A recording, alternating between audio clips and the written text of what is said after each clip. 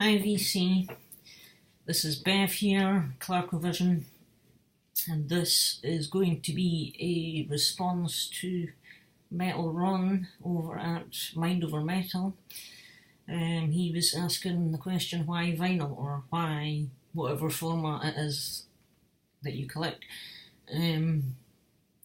Why do we do it, I guess. And everybody's kind of, for the ones I've seen so far, everybody's kind of sort of went a trip down memory lane as to how it kind of began for them.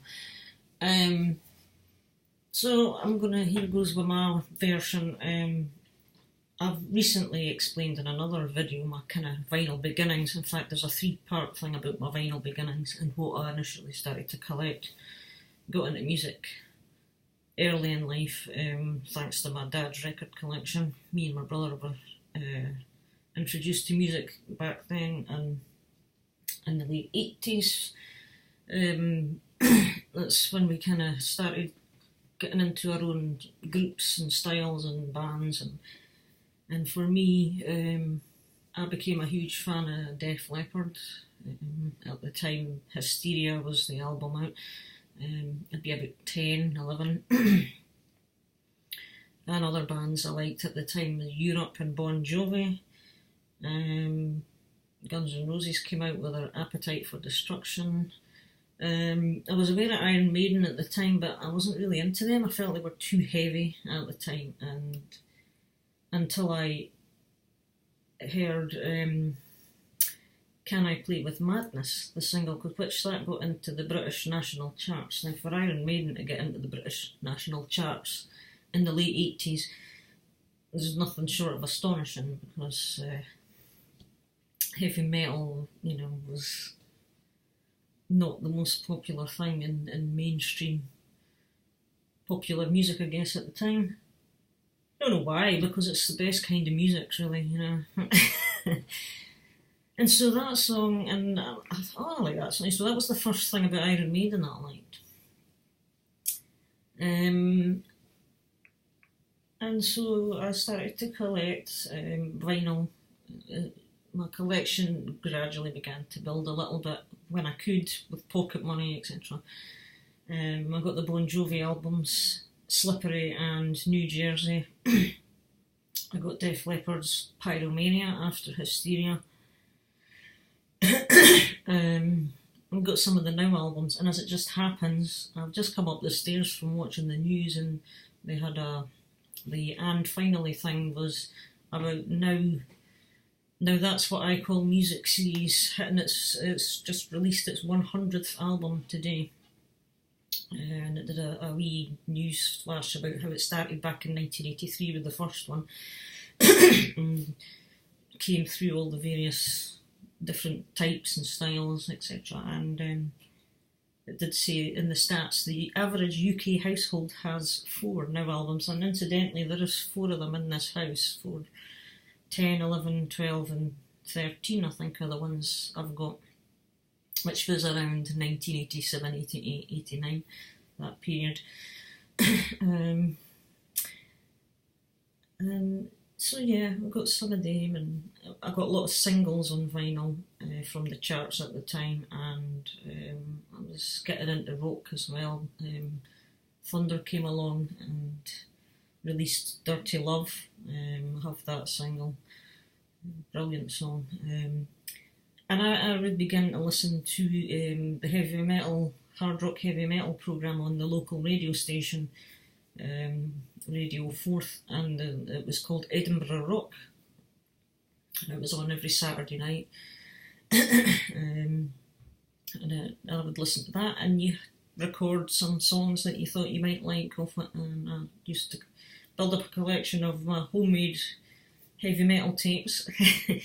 So I started getting, and then by this time CDs were kicking off big style, and I had started to cross over into CDs because they were better sound quality and more durable, etc, etc.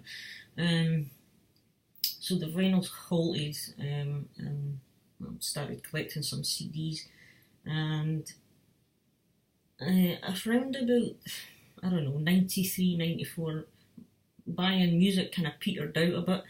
The grunge thing had come along, and other music. There was Britpop in the UK. There was the Oasis thing and Blur um, and then there was this new metal thing craze with I don't know Kid Rock and all these strange bands, and I would listen to the odd song, and every time I heard some kind of new band or music coming out in the 90s, I thought that is crap, or that is depressing, or that sounds really miserable.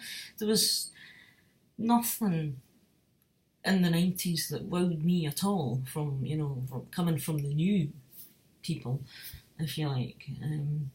So music dried up and other things came along, and the Sega Mega Drive, and then the PlayStation came along, and these kind of became a bit more prominent in my life, and DVDs, and I started working in the 90s as well. You leave school and go to work, and so life's completely changing, and that all happened, and so music really took a back seat. It just didn't happen for a while, and then later, 2006, around that time, Iron Maiden had released A Matter of Life and Death, and I had heard some good reviews about it, and so I thought I'm going to check that album out. So I went out and bought the CD, probably the first time I went to HMV in a good while. Came out with the CD. Although I was on the internet at this point, I didn't really use Amazon or anything like that. I still kind of had the physical CD, but also at this time there was a band called Lost Prophets, and I picked up their album because I quite like the guitar riffs and that. But sadly, I don't know if any of you are aware, the lead singer in that band, Lost Prophets, got into trouble with some criminal sexual offences, and that kind of put me off that band. I put the CD in the bin because I thought every time I listen to that music now it's going to remind me of him and his crimes. So that went in the bin. But there was another band I kind of got into a little bit, and they were called Feeder. I think you may know of Feeder, and I liked their first album, Echo Park. It was different, but I quite liked it. It seemed very kind of upbeat. But then when Iron Maiden, when I got a hold of A Matter of Life and Death, that sparked the whole desire to want to get back into music again. I thought, yeah, this. I need a new band to replace Def Leppard, because also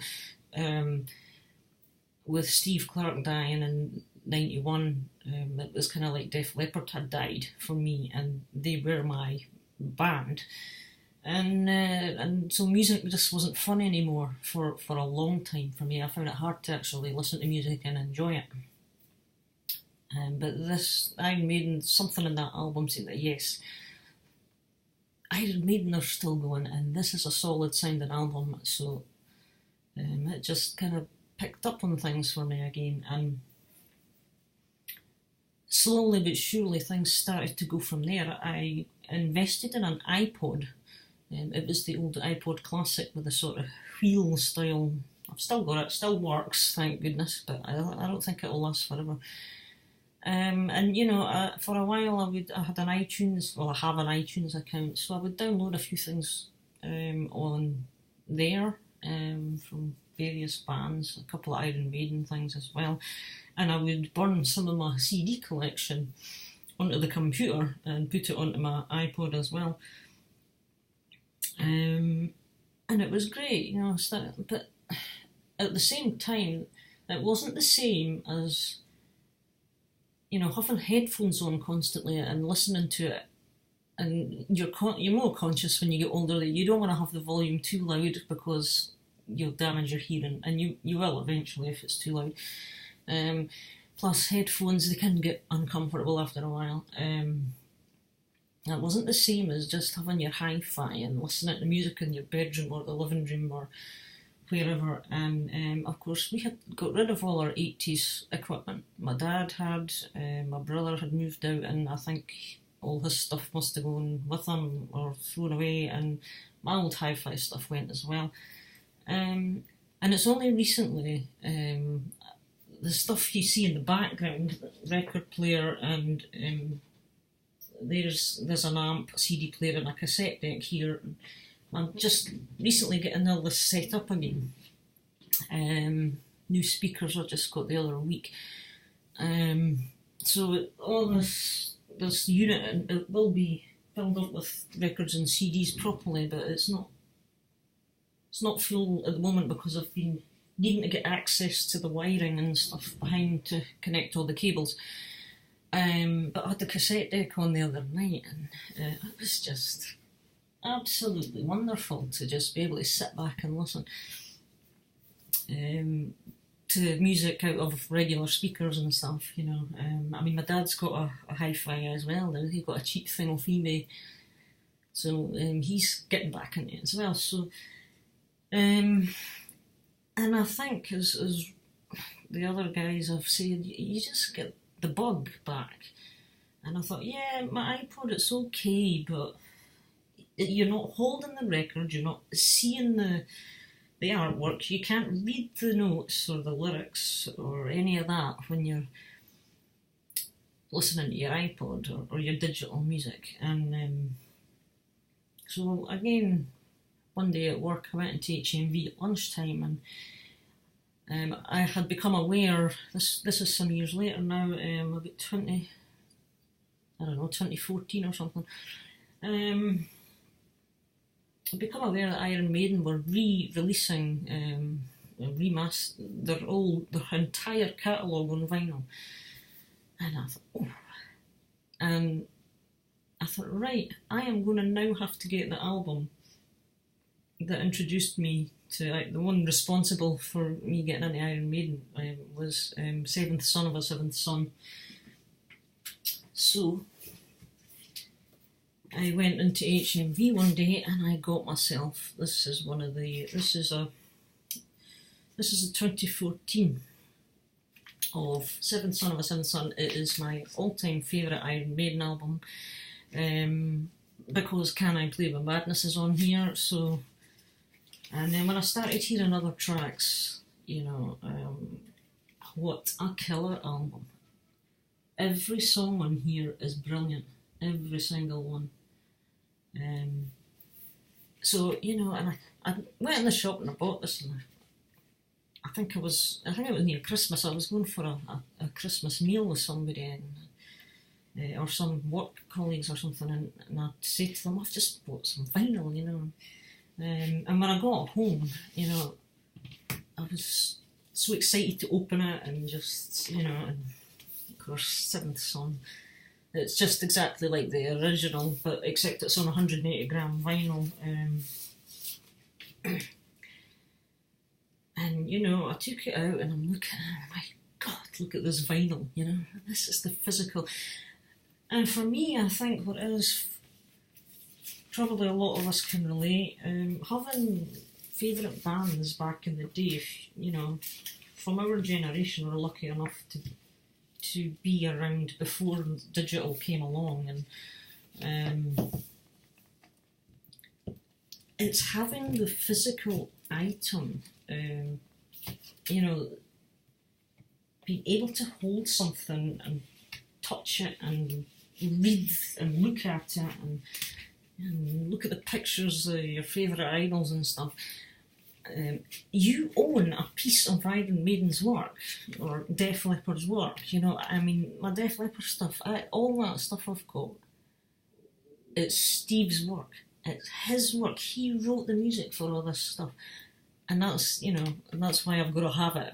I mean, it's just, and it's almost like you feel you belong to some kind of club. I mean, I never had an Iron Maiden t-shirt until probably about 2012. I never had an Iron Maiden t-shirt back in the 80s. I had it was all Def Leppard I had back then, but the first time I got an Iron Maiden jersey t-shirt and I put it on, I felt like I belonged to some cool, big, massive family of people that understood music, if that makes any stupid sense, you know. I mean, I'm 42 here, nearly 42, and I'm rambling on about music, and I think what I'm saying here, should I be 15 saying this or what, but here I am. But it's what it does inside, and I don't think today's generation appreciate in the same way what a physical, it's the same with CDs and cassettes. I mean, I love CDs too. I don't have a preference as such. I will collect CDs and records, but I think the records, it's especially important when it's a special album, that's something that means something to you, is to have the record. I wouldn't be first having everything on record, but there are certain bands, like Thin Lizzy. John just sent me a batch as a VCLT, and Thin Lizzy are a band I've really been into for a long time as well, and because they're from that back then, having their stuff, the physical record from the day, it's like a piece of history, having, obviously the reissues are not quite as, they don't quite have that history thing in the same way as, if this was dated 1988, which it is, but because the music was from then, but this is a 2014 pressing.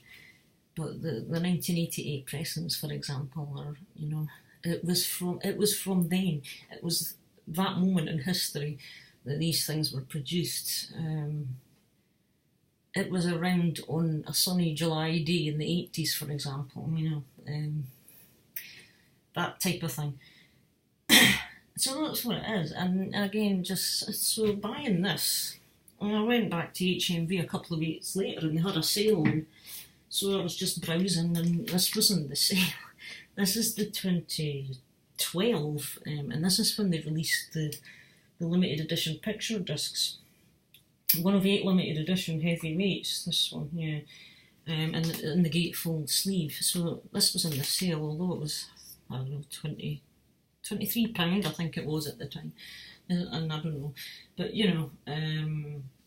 and that's all the limited edition discs on the inside of that strip thing. It's probably a bit glary here because I have got it in a poly sleeve protector, so I picked this one up. This is the only one of this type I have. I'd maybe like to try and get 1 or 2 more, but just having Seventh Son of a Seventh Son on record is just the coolest thing, and this one as well, obviously. So yeah, I picked that up. So it was just, the record thing felt good when I got these 2 Iron Maiden, but it didn't really kick off properly until probably just last year, actually. When I was browsing YouTube and I came across, it was Vinylizer's channel was the first, and then 1 or 2 of the other guys that he was connected with, I started finding them as well. And it wasn't until I started watching all these videos of you guys showing vinyl and stuff, and I thought, that's when something, I don't know, I got the bug, I guess, and I'm going to start building my collection again. I have to get more music back, because I got rid of a lot of it. Most of the CDs, I got rid of a lot of CDs, and I just kept the most favourite ones that I was thinking I'm never going to get rid of. And I've just been slowly building it up over time, and it's just really now kind of got into that. So that's why I think it's just music for us was, well, for me it was a way of life, I mean, it's not like kids nowadays. Everything's digital, we didn't have social media, we didn't have digital games in the way we have them now. Music was a way of life, and you go out to the shop and see what you could discover and what imports there was going to be, and I mean, I used to come out the record store, and if you were carrying a bag of vinyl in it, you felt good, didn't get that effect if you were buying clothes for some reason, but you know, it was. That's just how it was. Music was utterly massive for pretty much everybody, I think, and I'm pleased to see the vinyl revival and the CD and the cassette even. I think it's a great thing. So I guess that's it for me. So I shall see you all in another video. Yeah, bye for now.